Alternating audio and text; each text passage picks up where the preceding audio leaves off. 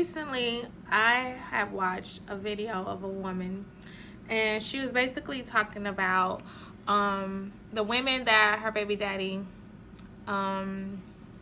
dates. For you know how when you like scrolling and then you end up flipping off and you can't find the video. If I could, I would have stitched it or shared it. Hopefully somehow the searches showed the video or whatever.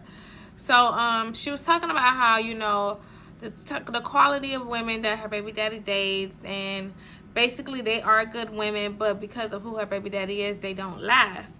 And she was saying how like the most recent person that he dated, her daughter was calling her mommy, whatever the person's name is, and she said she didn't feel no type of way about that or whatever. Said that, you know, she was really good. She helped with drop-offs. Like, she was involved, like, while she was dating her baby daddy. And the daughter got really close to her. And then the daughter came to her, the mother, and she was like, they're not together anymore. And my daddy's calling her, but she won't pick up. And I really miss her. Can you call her?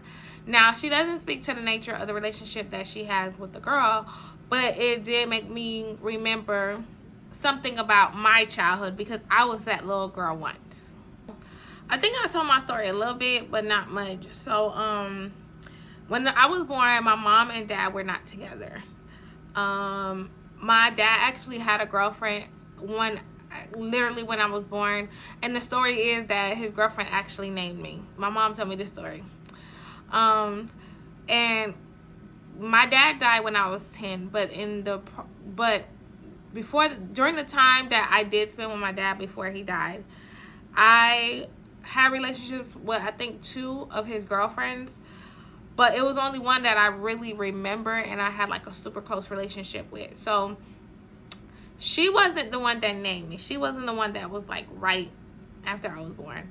This one came into my life, I think I was maybe about 5-6 years old, and her and my dad dated, and I really liked her, and then her and my dad ended up not dating anymore. But I think somehow her and my mom had like some type of like cordialness or friendship and my mom knew how much I loved her, and she knew how much I loved her, and at the time she didn't have any kids, so it's kind of like, even though her and my dad weren't together anymore, like I would still like go to her house and spend the night, and she would pick me up for outings and stuff like that.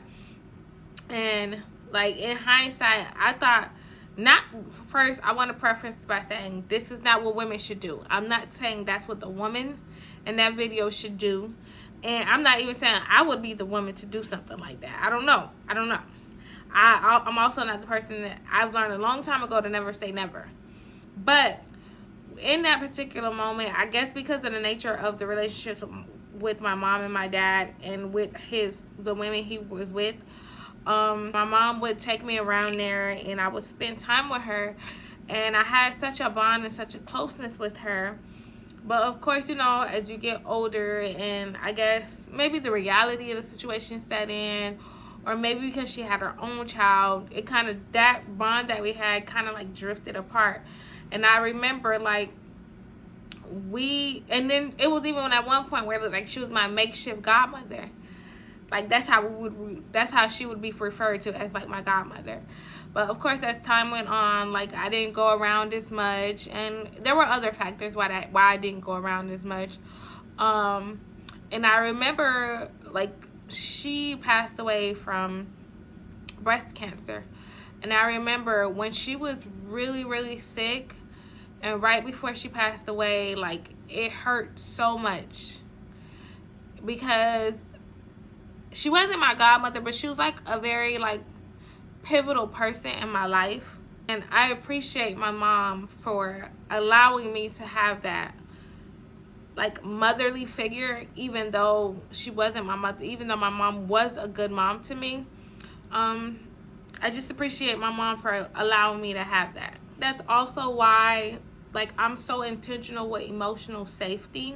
I know what it's like to lose a safe space, and it didn't even belong to me in the first place, if that makes sense.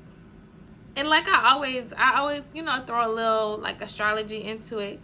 So I feel like I ran into that video and that memory came up because Neptune's been stirring up a lot of old like memories, like emotional memories. Venus and Libra reminds us to balance in love and release.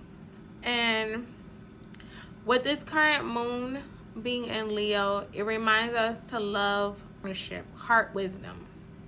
But up until I heard that story, I realized like I hadn't thought about her in a while. But I'm glad that that story kind of stirred up that memory, because she wasn't just my dad's girlfriend. She was a chapter in my emotional development. I am grateful for what she gave me, even though it was temporary. And I also feel like her being a pivotal part of my life helped shape my identity as a bonus mom, even though like our situations weren't similar, because you know I'm still with my husband and I've been a part of my bonus son's life for forever. But yeah.